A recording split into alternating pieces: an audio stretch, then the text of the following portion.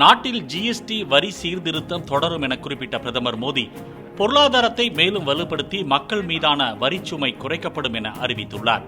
உத்தரப்பிரதேச மாநிலம் நொய்டாவில் சர்வதேச வர்த்தக கண்காட்சியை துவக்கி வைத்த பின் உரையாற்றிய பிரதமர், 2014ஆம் ஆண்டில் 1000 ரூபாய் சட்டைக்கு 117 ரூபாய் வரி விதிக்கப்பட்டதாகவும், 2017ஆம் ஆண்டில் ஜிஎஸ்டி அமுல்படுத்தப்பட்ட பிறகு அந்த வரி 50 ரூபாயாக குறைந்ததாகவும் கூறினார்.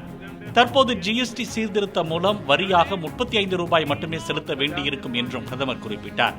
மேலும் பாதுகாப்பு துறையில் இந்தியா துடிப்பான வளர்ச்சியை அடைந்து வருவதாகவும், தளவாடங்களுக்கு தேவையான ஒவ்வொன்றும் இந்தியாவில் தயாரிக்கப்பட்டது என்ற அடையாளத்தை தாங்கி நிற்கும் என்றும் மோடி கூறினார்.